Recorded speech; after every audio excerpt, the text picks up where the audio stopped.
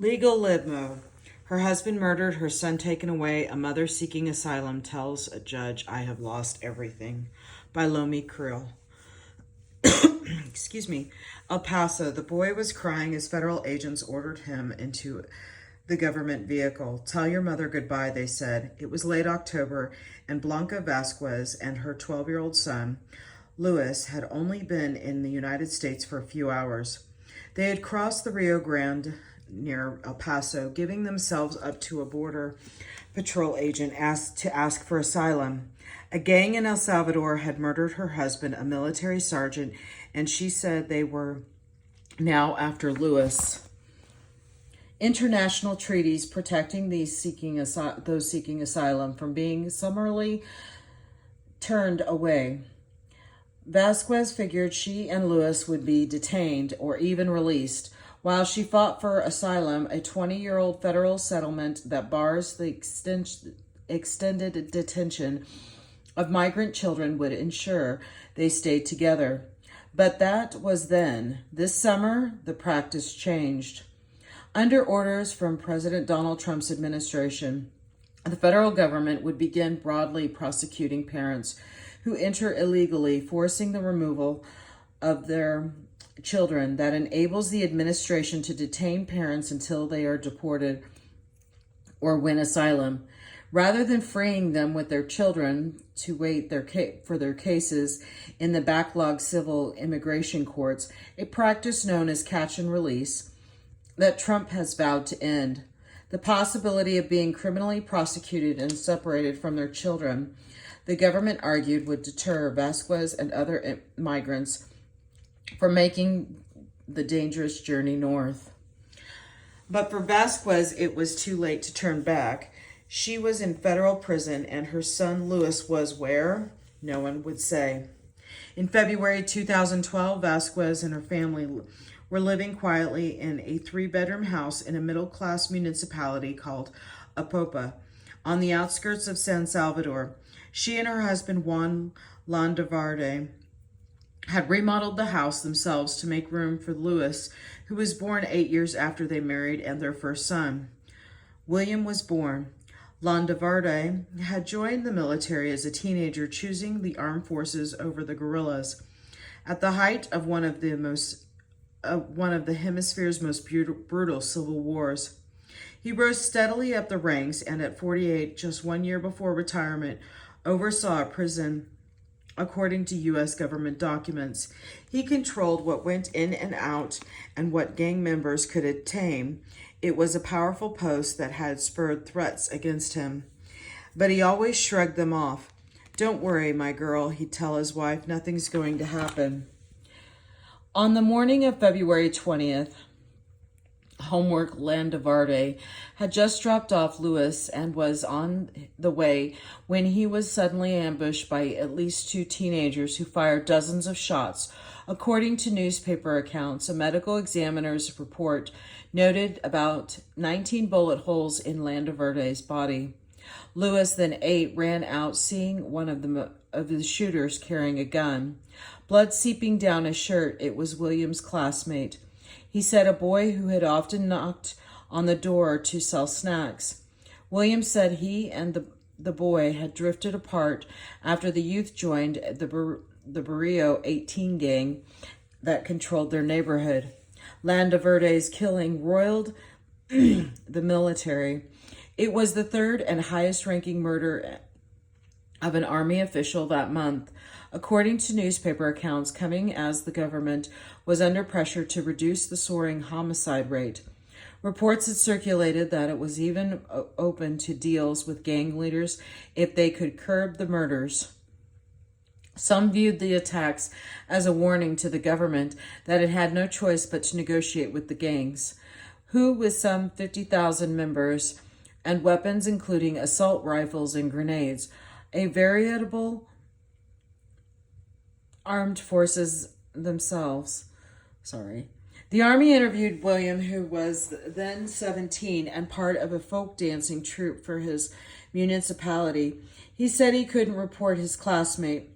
He feared what would happen if he did. Barrio 18 members began trailing the family.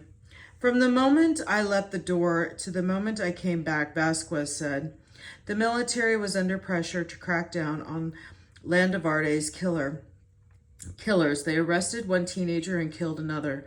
According to newspaper accounts, soon some military sources circulated a theory in a local paper that it was William who had asked the gang to target his father. The teenager was angry, the sources claimed, because his father had punished him for hanging out with the gang, and he wanted to prove his loyalty to them. William denies this. He said soldiers tried to coerce him not only into testifying against his classmate, but into naming gang members from the neighborhood. When he said no, fearing retribution, some soldiers accused him of belonging to the group. They beat him, damaging 2 of his ribs, according to records. Of them, he said, "Kill me because I no longer had the right to live." William was investigated in his father's killing, but never charged and has no criminal history, according to Salvadorian police records. The murder placed the family in the crosshairs of a power struggle between El Salvador's gangs and its military. A few weeks after Landavarde's killing, the government signed a truce with gang leaders, offering them perks in exchange for less violence. It did not make a difference in the lives of Vasquez and her children, who were now under threat from both sides. They abandoned their house and all.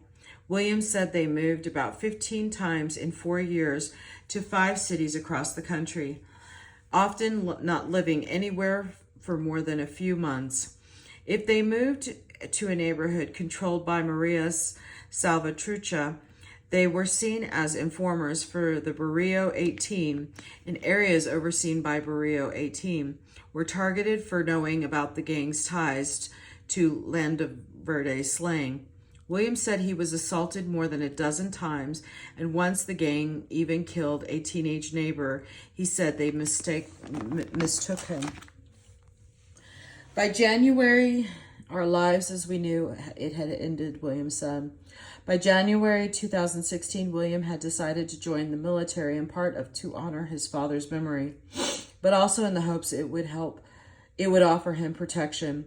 During his training, he said soldiers recognized his last name and took him to an isolated barracks where they stripped him naked, beat him at gunpoint, and once again accused him of gang ties. On his way home to Apopa, where his mother had returned with Louis, William said gang members recognized and assaulted him, sending him to the hospital. According to the Army, said that I had 1 week to file a complaint against the gang, or they would disappear me. He said, but if I did that, the gang would kill me anyway. Almost 4 years to the day after his father's murder, William left El Salvador, traveling 1,400 miles to Reynoso on the Mexican side of McAllen. He paid a smuggler to take him across the cartel-controlled Rio Grande, where Border Patrol agents found him walking in the brush. He said he was afraid to go home.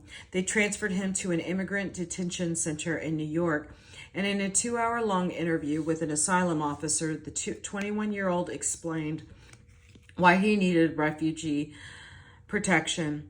The Morillos won't be satisfied until they kill me, and the soldiers won't be satisfied until they find the persons responsible for my father's murder.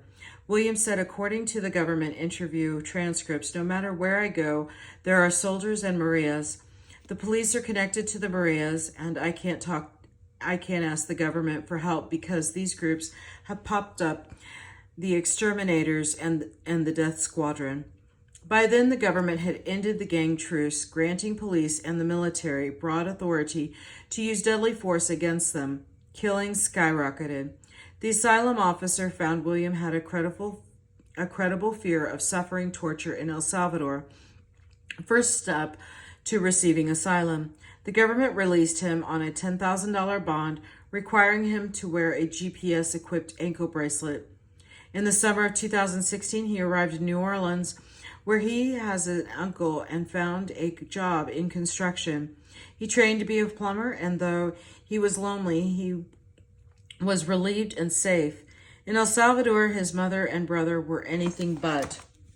allowing him to go anywhere but school. Then shortly before Christmas, a man Vasquez did not know approached her on the street. "You need to leave this place to protect your son's life," he told her. "They are watching."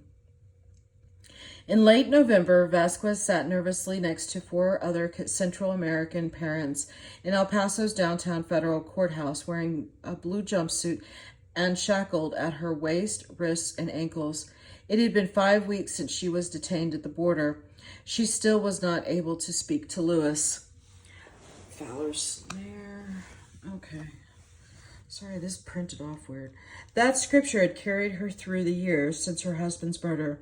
It sustained her while her life fell apart, and she and her boys embarked on a nomadic existence, trying to keep one step ahead of the gangs.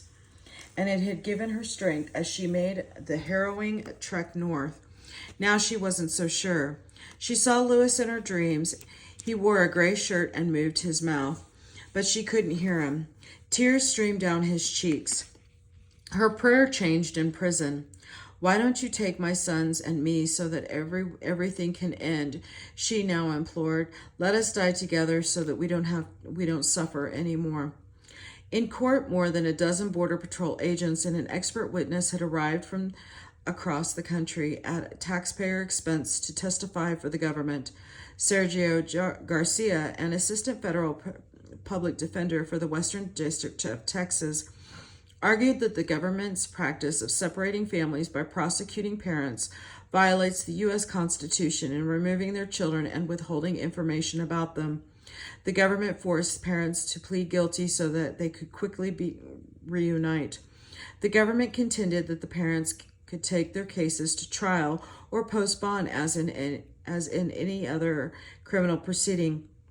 Not pursuing charges against parents traveling with children would encourage more to come here, and even incite trafficking. The lawyers argue if having a minor proves a protection against prosecution. U.S. Magistrate Judge Miguel Torres worried that prosecuting parents prevents them from participating in their children's immigration cases. Nothing that even the most as a practical matter, there's no meaningful way for these migrant parents to know anything about their kids, Torres said. Parents don't know if they're going to be deported before, after, or at the same time as their kids. But the jurist was hard-pressed to dismiss the complaint.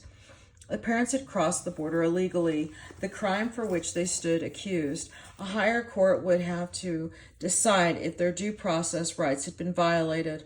In a speedy trial slowed only by the public defender's efforts to enter arguments into the record for an appeal, the judge found Vasquez and her confidants guilty of the misdemeanor crime of improper entry. He sentenced them to 1 year of non-reporting probation. They would be transferred to immigration detention and likely quickly deported, sometimes without their children, which could even put them at risk of losing legal custody of them. If asylum officials find the parents have a credible fear of returning home, they could remain in prison for months without seeing their children until their asylum claims are adjudicated. Such a practice of family separation is so fundamentally unconscionable. It defies countless international and domestic laws on child welfare, human rights, and refugees. According to a complaint advocacy groups, including the Women's Refugee Commission, filed with the Department of Homeland Security in December, the judge asked the parents if they had anything to say. "I have lost everything, Vasquez. I don't know how my son is. I need to go where he is." William's stomach was tight with anxiety. He hadn't heard from his mother in days, not since she and Lewis made it to Juarez across the river from El Paso. One morning his phone rang as he installed pipes in a house in the outskirts of New Orleans. He did not recognize the number. "William," he remembered Lewis saying, "I'm in New York in a shelter for children." It was a little boring, Lewis said, though they get to play in the afternoons. Did William know where Mom was? He did not, but the call filled him with a relief Louis was the baby, the one his parents told him to protect. I felt like part of my life had been given back to me, he said. A few days later, a stranger messaged him on Facebook. Was his mother Blanca Vasquez? If so, she was in prison in El Paso along with the man's girlfriend. She needed William to put money into her detainee account so that she could call him. A social worker called him too. She sent him paperwork to complete and asked him to mail his fingerprints. If he passed a background check, she said, Louis could come live with him while he awaits for his appointment in immigration court. William was thrilled. Maybe his family could finally be together again. He does not have many friends in New Orleans, shying away from the nightlife and not wanting to risk anything that could jeopardize his asylum case. He works 6 days a week. Now and again, he'll engage in jabber with his construction crew. All of them are from Central America, too. Most have been living here illegally for years and came to New Orleans.